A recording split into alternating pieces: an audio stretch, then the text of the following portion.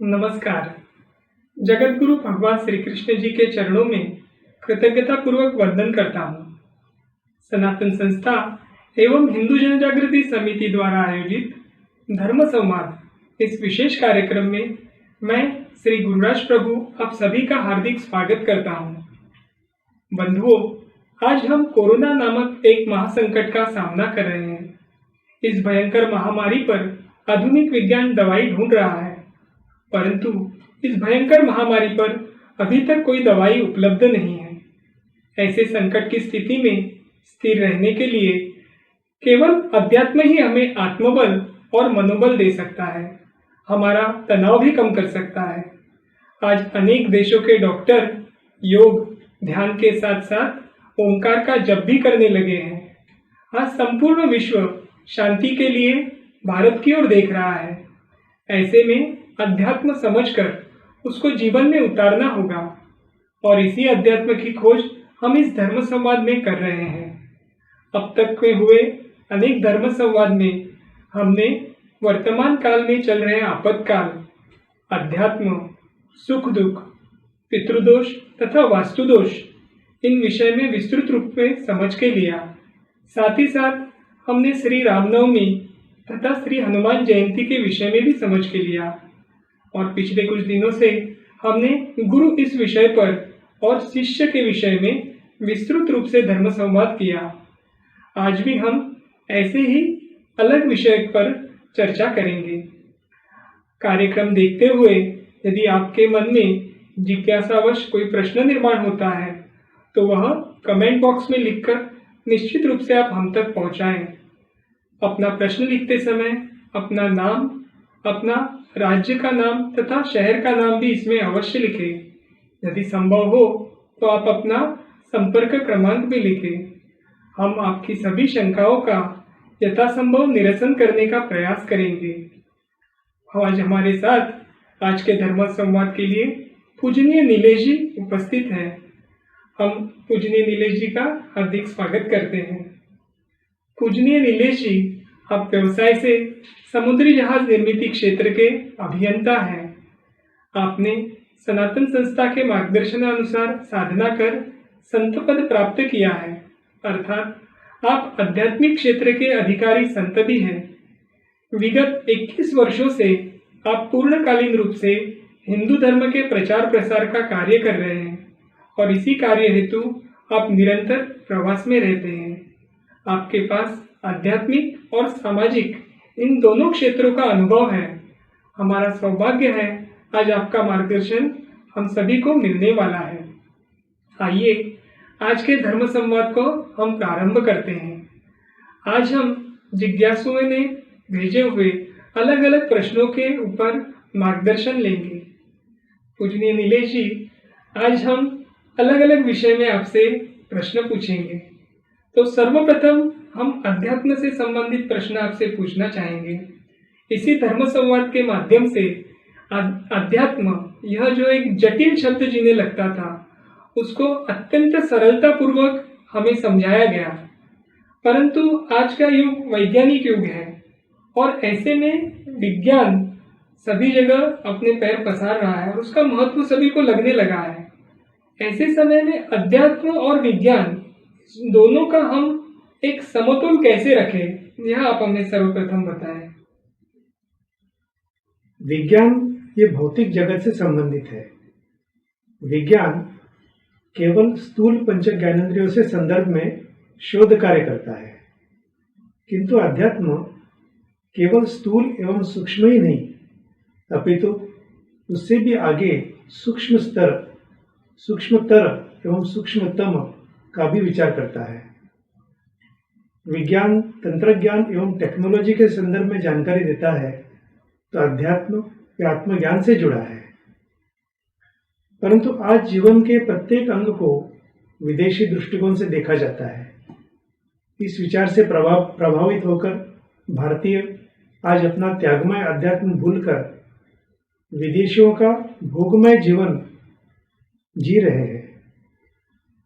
आधुनिक वैज्ञानिक मानते हैं कि सूक्ष्मतम अथवा अति सूक्ष्म बातें मानवीय जीवन को बहुत प्रभावित करती हैं, परंतु फिर भी वे अध्यात्म के नियमों को नहीं मानते। आज अपौरुषेय अध्यात्म शास्त्र को विदेशी दृष्टि से नहीं, वैदिक धर्म की दृष्टि से देखने की आवश्यकता है।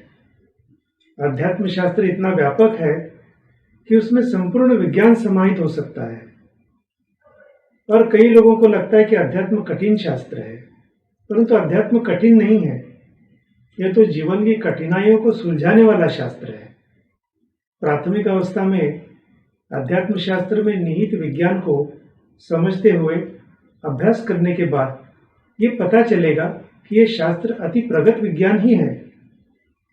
बुद्धिवादी और विज्ञानवादी ये न समझें कि अध्यात्म बहुत कठिन है। यह अत्यंत सरल है। इसे आचरण में लाना चाहिए, क्योंकि अध्यात्म या आचरण में यानी कृति में लाने का शास्त्र है।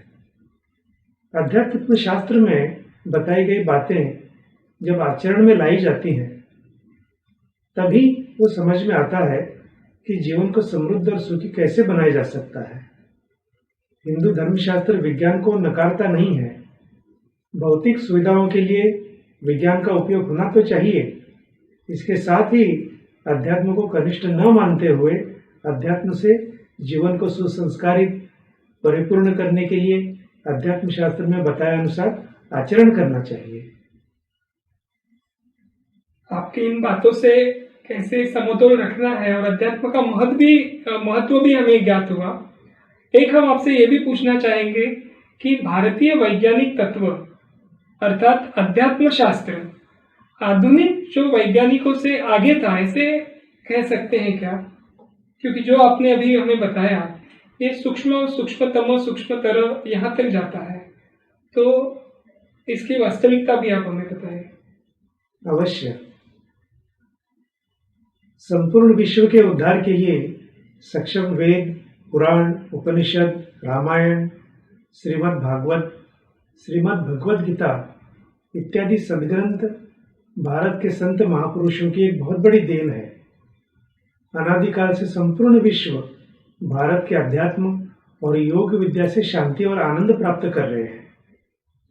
आधुनिक विज्ञान से भारतीय वैज्ञानिक तत्व अर्थात अध्यात्म शास्त्र निश्चित आगे था और रहेगा भी।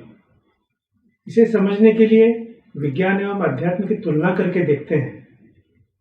विज्ञान की व्याख्या क्या है? विगतम ज्ञानम यस्मात् तत् अर्थात जिसमें से ज्ञान निकल गया हो वह है विज्ञान। ऐसी एक विज्ञान की व्यंग्यात्मक परंतु अर्थपूर्ण व्युत्पत्ति है। सा विद्या या विमुक्तये अर्थात जो मुक्ति दिलाए उसे ही विद्या यानी ज्ञान कहते हैं। ऐसा ज्ञान केवल अध्यात्म शास्त्र से मिलता है। भारतीय वैज्ञानिक तत्व में यह ज्ञान मिलता है। दूसरा अंतर यह है कि विज्ञान के सत्य में निरंतर परिवर्तन होता रहता है।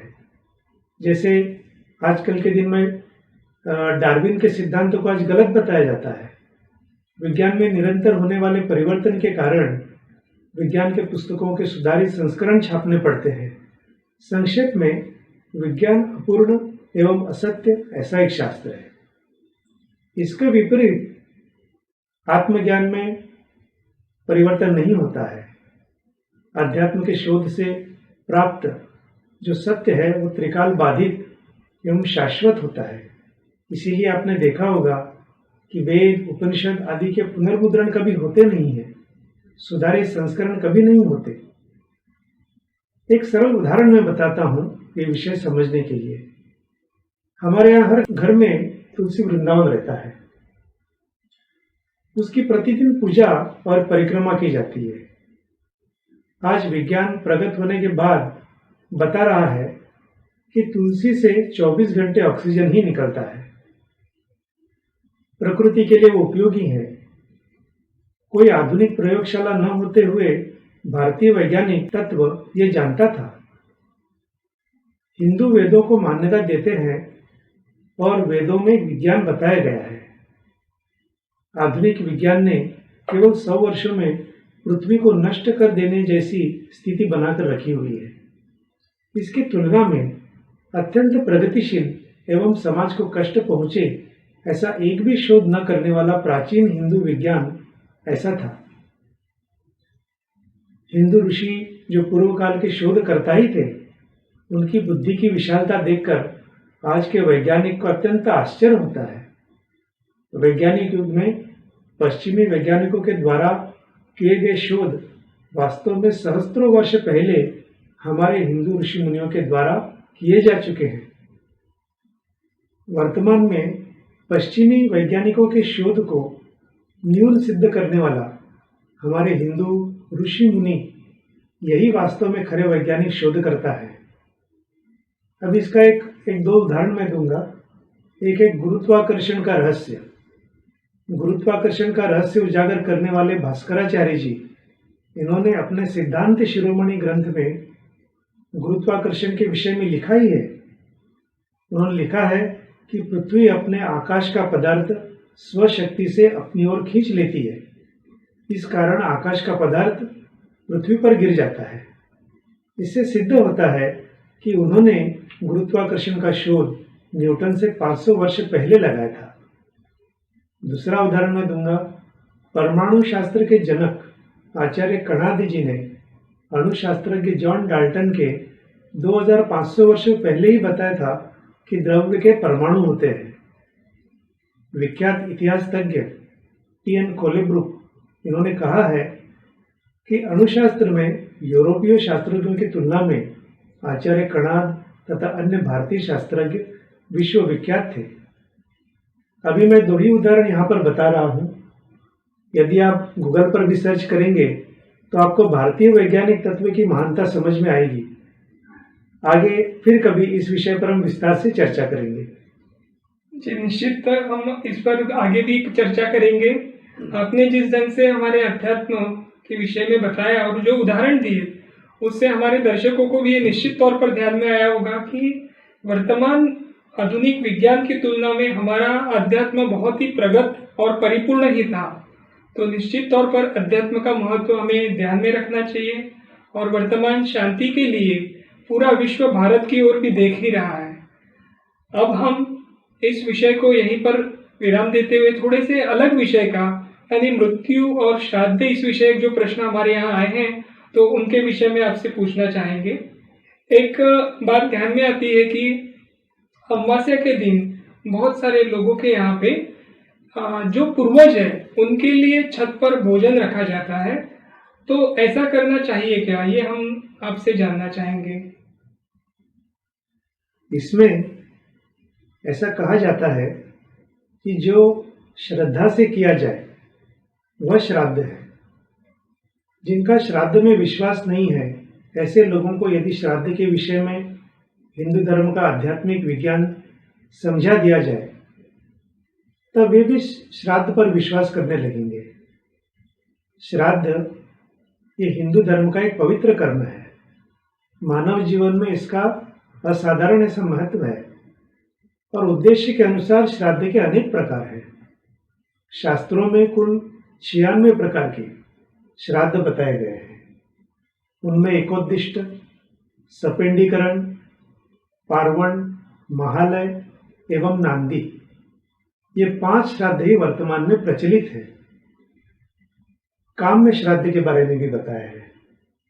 विशेष कामना की पूर्ति के लिए किए जाने वाले श्राद्ध को काम में श्राद्ध कहते हैं। फल प्राप्ति के उद्देश्य से विशेष दिन या तिथि एवं नक्षत्र पर श्राद्ध करने से विशेष फल की प्राप्ति होती है।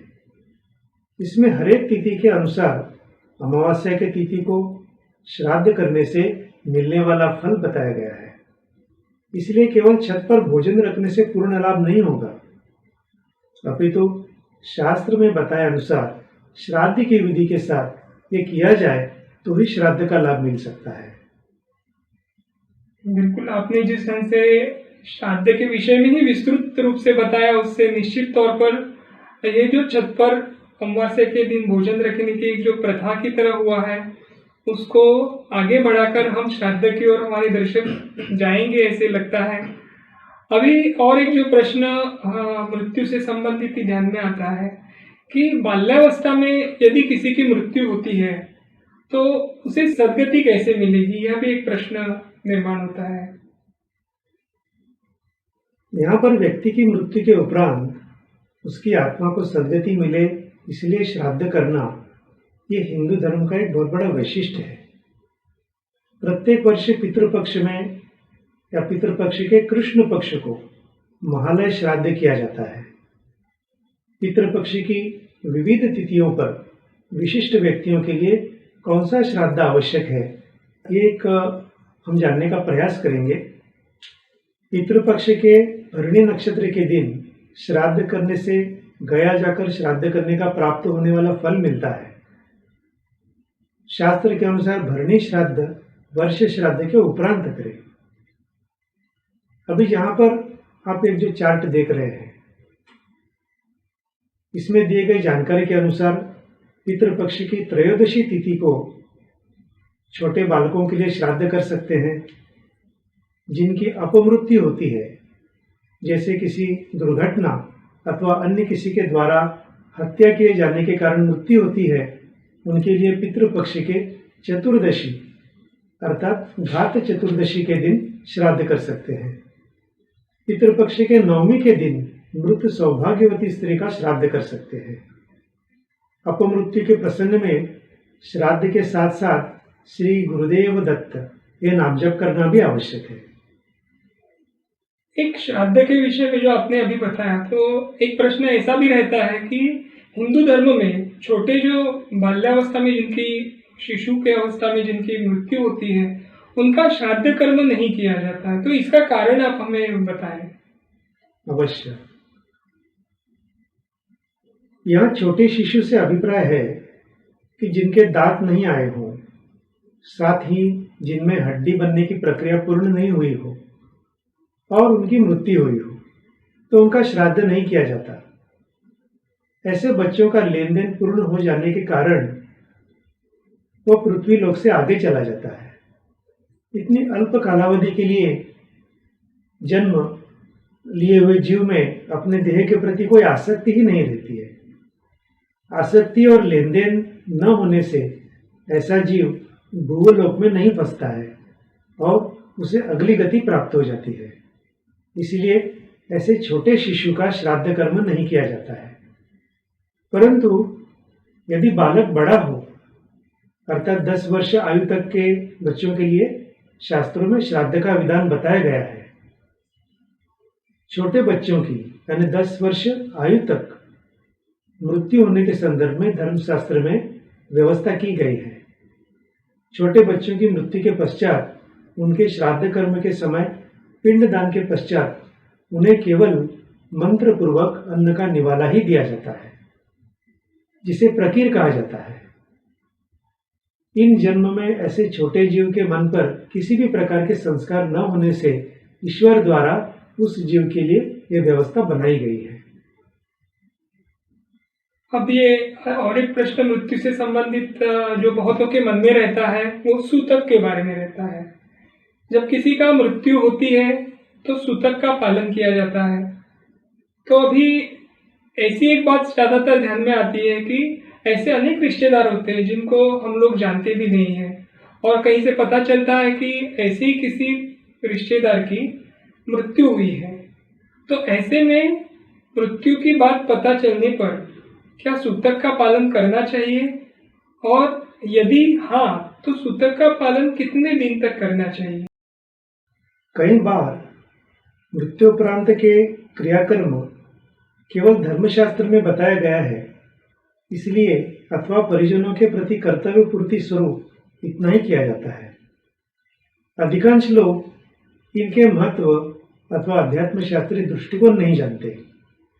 किसी कर्म के अध्यात्म शास्त्रीय आधार एवं महत्व को समझ लेने पर व्यक्ति का उस पर विश्वास बढ़ जाता है और वो उस कर्म को अधिक श्रद्धा से कर पाता है।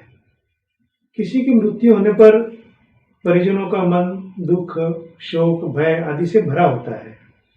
ऐसी स्थिति में धार्मिक विधियां सिद्ध नहीं होती है, इसलिए मन के उन विक्षोभों के शमन तक धार्मिक कर्मकांडों को न करना ही उचित रहता है। अब दाह संस्कार करने के अधिकार के संदर्भ में सूतक का क्या अर्थ है, यह हम समझ कर लेंगे। व्यक्ति की मृत्यु होने के पश्चात गोत्रज तथा परिजनों को विशिष्ट कालावधि तक अशुचित अर्थात अशुद्धि लगती है, उसी को सूतक कहा जाता है। अब सूतक पालन के नियम समझ कर लेते हैं। मृत व्यक्ति के परिजनों को 10 दिन तथा अंत्यक्रिया करने वाले को 12 दिन यानी सपिंडीकरण तक सूतक पालन करना चाहिए। 7 पीढ़ियों के पश्चात 3 दिन का सूतक होता है। मृतक के अन्य परिजन, उदाहरण के तौर पर मामा, भतीजा, बुआ इत्यादि, कितने दिनों तक सूतक का पालन करें, यह संबंधों पर निर्भर रहता है तथा उसकी जानकारी पंचांग और धर्मशास्त्रों में दी गई है। यदि विवाहित स्त्री के माता पिता का देहांत होता है तब उसे अशौच नहीं लगता, किंतु जब वो अपने पिता के घर में बच्चे को जन्म देती है तो 1 दिन का अशौच लगता है। यदि विवाहित स्त्री की मृत्यु हो जाए तो 3 दिनों का अशौच लगता है। यदि किसी के मामा की मृत्यु हो जाए तो उनके भांजे एवं भांजी को एक पक्षिणी अर्थात मृत्यु के बाद के समय से लेकर सूर्यास्त काल तक इतना समय का औशच्य निभाने का विधान है। यदि यज्ञ चल रहा हो और ऐसे समय में यदि किसी को ज्ञात हो कि उसे जन्म या मृत्यु का सूतक लग चुका है तो ऐसी स्थिति में यज्ञ का संकल्प इसलिए कि पूर्व में हो ही चुका रहता है, इसीलिए पूर्व संकल्पित यज्ञ के या यज्ञादि धर्म पूर्ण करने में कोई दोष नहीं लगता है।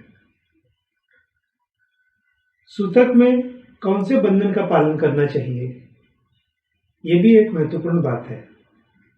सूतक में अन्य व्यक्तियों को स्पर्श न करें, कोई भी धर्मकृत्य अथवा मांगलिक कार्य न करें तथा सामाजिक कार्य में भी सहभागी न हो, अन्यों की पंगत में भोजन न करें।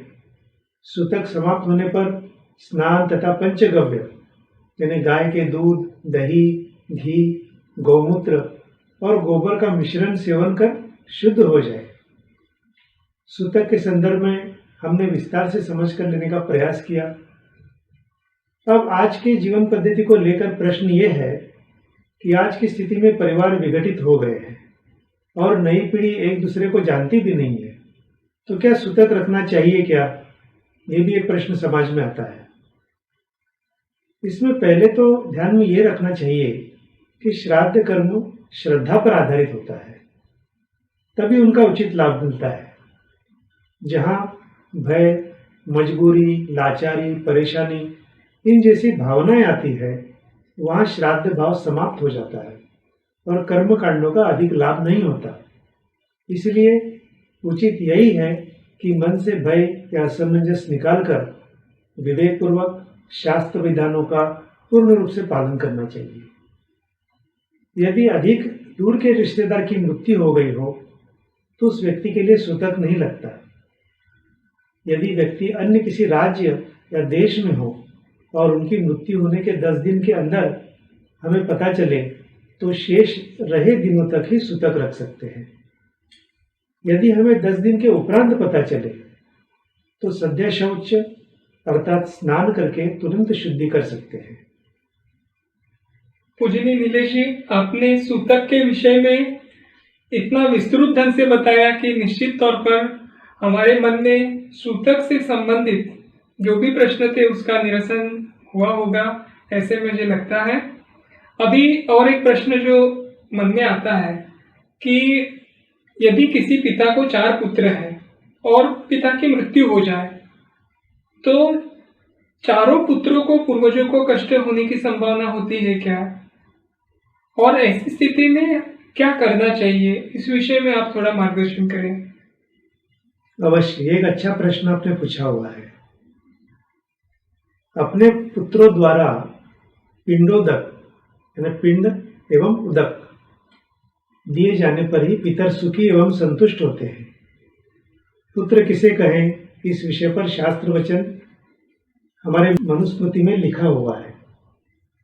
पुन्नाम्नो नरकाद्यस्मात् त्रायते पितरम सुतः, तस्मात् पुत्र इति प्रोक्तः स्वयमेव स्वयंभुवा। इसका अर्थ यह है कि शास्त्रों के अनुसार पुत्र उसे कहते हैं जो अपने पितरों की यानी पूर्वजों का पू नामक नरक से रक्षा करता है। उसे स्वयं ब्रह्मदेव ने पुत्र कहा है। पितरों को सद्गति प्राप्त हो, उन्हें अनंत यातनाओं से मुक्ति मिले एवं पितृलोक से पितर अपने वंश पर कृपा दृष्टि रखे, इस हेतु पुत्र श्राद्ध आदि विधियां करे, ऐसे मनुस्मृति में कहा गया है। ब्रह्म वैवर्त पुराण कहता है कि देव कार्य की अपेक्षा अधिक महत्वपूर्ण पितृ कार्य है। इसलिए सर्व मंगल कार्यों में भी नांदी श्राद्ध का विधान सर्वप्रथम बताया गया है। ब्रह्म पुराण कहता है, जो व्यक्ति विधिपूर्वक अपने आर्थिक स्थिति के अनुरूप श्राद्ध करता है, वो ब्रह्मदेव से लेकर तृण तक सर्व जीवों को तृप्त करता है। श्राद्ध करने वाले के कुल में कोई दुखी नहीं रहता। जिस प्रकार परिवार में पिता की मृत्यु के बाद, मृत्यु के उपरांत सभी पुत्र पूर्वजों की संपत्ति, धन तथा उनके घर पर समान अधिकार का दावा करते हैं, वैसे ही उन पर पितृ ऋण भी लागू हो जाता है। यदि सभी पुत्रों का भोजन एक ही रसोई घर में बनता है तो ज्येष्ठ पुत्र को श्राद्ध विधि करनी चाहिए, और यदि सभी के रसोई अलग अलग है तो सभी को श्राद्ध कर पितृ ऋण से मुक्त होने का प्रयास करना चाहिए। पितृदोष न लगे, इसलिए श्री गुरुदेव दत्त के दत्तात्रेय भगवान का नाम जप भी करना चाहिए। आपने यह जो उत्तर बताया वो निश्चित तौर पे सामान्य लोगों के मन में आता ही है, क्योंकि आजकल जो परिवार है वो विघटित हुए हैं और सभी अलग अलग रहते हैं। और जो आपने बताया वो बहुत ही महत्वपूर्ण बात बताई। अब हम कर्मकांड विषय कुछ प्रश्नों के बारे में पूज्य नीलेश जी से संवाद करेंगे, क्योंकि कर्मकांड के विषय में बहुत लोग इस संबंधित जुड़े रहते हैं। तो हिंदू धर्म में व्रतों का भी महत्व है, त्योहारों का महत्व है। तो सर्वप्रथम हम आपसे ये पूछेंगे कि हिंदू धर्म में व्रतों का क्या महत्व है। ये बहुत अच्छा प्रश्न आपने पूछा हुआ है। व्रत, ये जो शब्द है, ये व्र इस धातु से बना है। इसके विभिन्न अर्थ हैं। वरना अर्थात स्वीकारना, संकल्प, इच्छा, आज्ञा पालन, उपासना, प्रतिज्ञा इत्यादि इसके अर्थ हैं। श्रद्धालुओं की यह धारणा होती है कि देवताओं ने उनके एवं प्राणियों के लिए कुछ विशिष्ट आज्ञाएं की हुई है।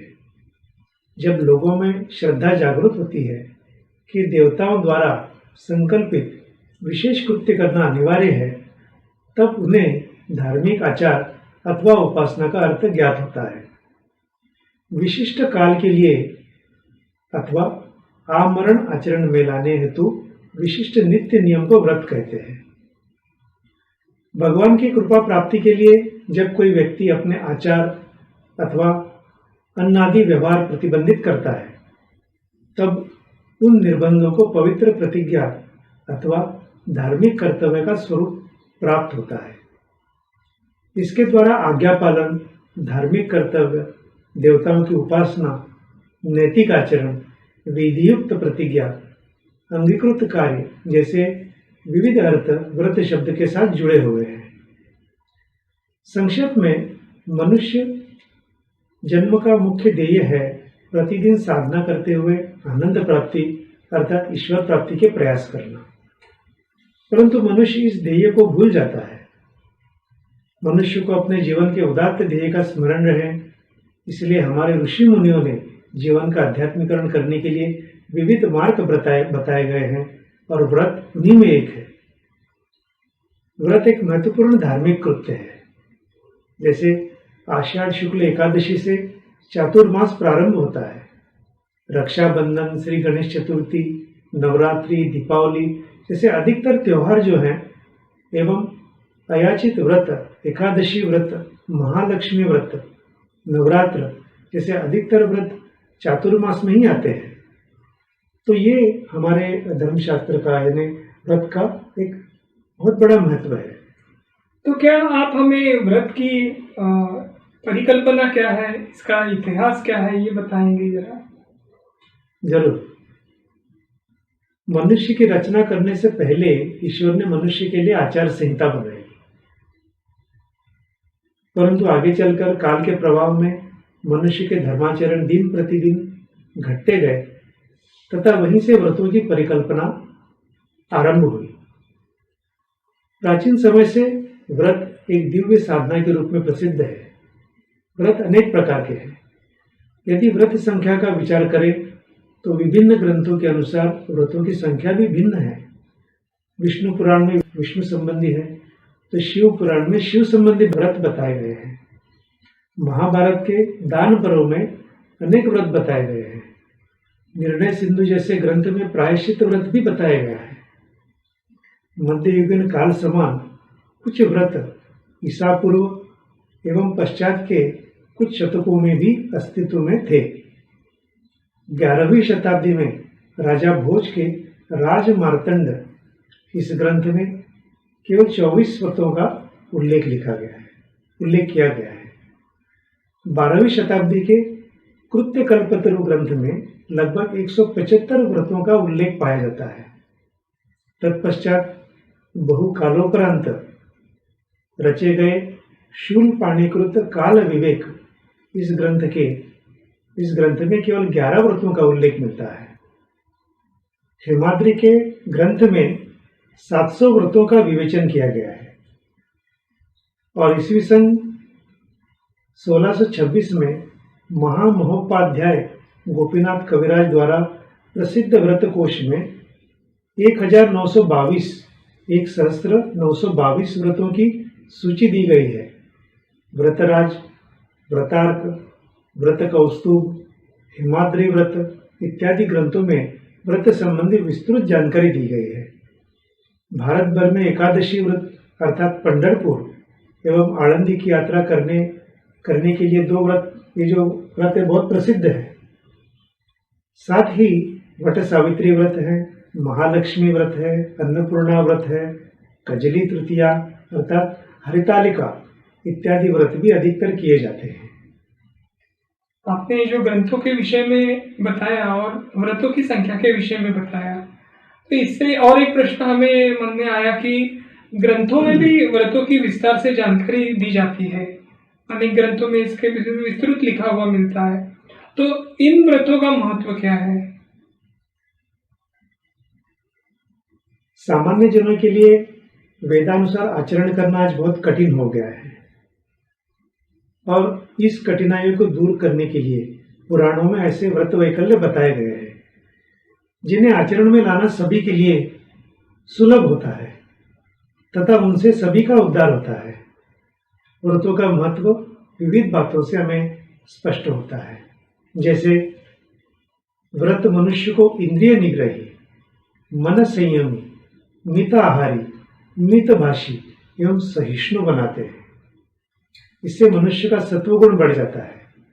महाराष्ट्र के संत समर्थ रामदास स्वामी जी, उन्होंने लिखे हुए श्री दासबोध इस ग्रंथ में कहते हैं, उन्होंने कहा है कि कार्तिक स्नान, माघ स्नान, व्रत उद्यापन, दान, निष्काम भाव से की गई तीर्थ यात्रा, उपोषण, ये सर्व सत्गुण में वृद्धि लाते हैं। एक कहा गया है व्रतम भाग्यम, अर्थात व्रत भाग्य वृद्धि करते हैं। भाग्य के कारण मनुष्य का सर्व दृष्टि से उत्कर्ष होता है। इससे दुख एवं आपत्ति का नाश होता है तथा संपत्ति, कीर्ति, यश, आयुष और आरोग्य इत्यादि का लाभ होता है। सती सावित्री ने व्रत के माध्यम से अपना भाग्योदय करवा लिया था। सावित्री के भाग्य से उनके ससुराल को दृष्टि प्राप्त हुई थी, राज्य एवं धर्म बुद्धि प्राप्त हुई थी, उनके पिता को पुत्र प्राप्ति हुई, उनके पति सत्यवान को जीवन प्राप्त हुआ तथा उन्हें स्वयं पुत्र प्राप्ति हुई। इसके साथ साथ व्रतम पुण्यम भी कहा गया है, यानी व्रत से पुण्य होता है। पुण्य एक अलौकिक संपत्ति होती है। मनुष्य जीवन में पुण्य का महत्व एवं आवश्यकता अनन्य है।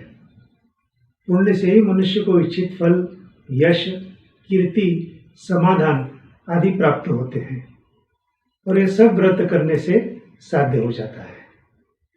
इसके साथ ही व्रतम यज्ञ ऐसा भी कहा गया है, अर्थात व्रत एक यज्ञ है। यज्ञात भवति पर्जन्य, ऐसा वचन है। व्रत एक यज्ञ है, इसलिए इससे पर्जन्य, विश्व शांति जैसे लाभ होते हैं। अधिकतर यज्ञ विधि का फल स्वर्ग प्राप्ति है, जो मृत्यु पश्चात प्राप्त होता है। व्रतों के संदर्भ ऐसा नहीं है। व्रतों के फल व्रतकर्ता को इसी जन्म में मिलते हैं। वैदिक यज्ञ कुछ ही लोग कर पाते हैं, परंतु व्रत कोई भी कर सकता है। ऐतरेय ब्राह्मण ग्रंथ में बताया गया है कि जिसने व्रत को अंगीकार न किया हो, उसके द्वारा अर्पित आहुति को देवता नहीं स्वीकारते। इस दृष्टि से यज्ञ की तुलना में व्रत का श्रेष्ठ महत्व है। इसके साथ ये भी कहा है कि व्रतम तपः, अर्थात व्रत एक प्रकार का तप भी है। तप का सामर्थ्य अधिक है, तप से असाध्य भी साध्य हो जाता है।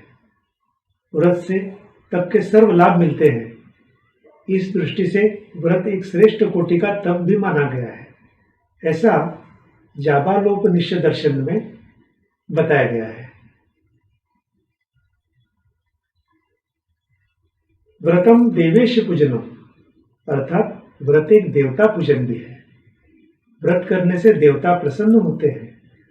देवता प्रसन्न होने से मनुष्य का जीवन सफल होता है, और जीवन की सफलता ही व्रत का परम फल है। जी, आपने जिस प्रकार से विस्तार से इस व्रतों के विषय में हमें बताया, हम यह देखते हैं कि चातुर्मास में त्योहारों और व्रतों की अधिकता रहती है। तो इसका कारण क्या है, ये भी आप हमारे दर्शकों को बताएं। अवश्य। आषाढ़ शुक्ल एकादशी से कार्तिक शुक्ल एकादशी तक, इन 4 माह में पृथ्वी पर प्रवाहित तरंगों में तमोगुण अधिक मात्रा में होता है। यानी तमोगुणी तरंगों की मात्रा अधिक प्रमाण में पृथ्वी पर प्रवाहित होती है। उनका सामना करने के लिए सात्विकता बढ़ाना आवश्यक होता है। त्योहार एवं व्रतों द्वारा सात्विकता में वृद्धि हो जाती है। चातुर्मास में अधिकाधिक त्योहार एवं व्रत आते हैं। इस विषय में सनातन संस्था ने ग्रंथ भी प्रकाशित किया है, जिसका नाम है त्योहार, धार्मिक उत्सव एवं व्रत। तो मैं सभी दर्शकों को अवश्य कहना चाहूँगा कि ये ग्रंथ आप अवश्य पढ़ें। इसमें त्योहार के बारे में, धार्मिक उत्सवों के बारे में, व्रत के बारे में बहुत ही विस्तार से और सरल भाषा में जानकारी और शास्त्र बताया गया है। पूजनीय नीलेश जी, बहुत बहुत धन्यवाद। आज आपने हमें जो विस्तृत रूप से और अलग अलग विषयों में हमारे दर्शकों को जानकारी दी, अध्यात्म से लेकर मृत्यु के विषय में, श्राद्ध के विषय में, और साथ ही साथ कर्मकांड और व्रतों के विषय में भी आपने विस्तार से हम सभी को आज बताया। इसके लिए हम आपके बहुत बहुत आभारी हैं। दर्शकों, अब समय आ गया है कि आज का धर्म संवाद हम यहीं समाप्त करें। आप सभी से ये विनती है कि आपके मन में यह कार्यक्रम देखते हुए जो प्रश्न निर्माण होते हैं, वह कमेंट बॉक्स में लिखकर आप हम तक अवश्य पहुंचाएं। हम आपकी शंकाओं का समाधान करने का यथासंभव प्रयास करेंगे। यदि इस धर्म संवाद कार्यक्रम के विषय में आपके कोई सुझाव हो, तो वह भी आप कमेंट बॉक्स में लिखकर हम तक अवश्य पहुंचाएं। आज के धर्म संवाद को हम यहीं पर विराम देंगे। तत्पूर्व जगत गुरु भगवान श्री कृष्ण जी के चरणों में कृतज्ञता पूर्वक हम वंदन करेंगे और आज का धर्म संवाद यहीं समाप्त करेंगे। नमस्कार।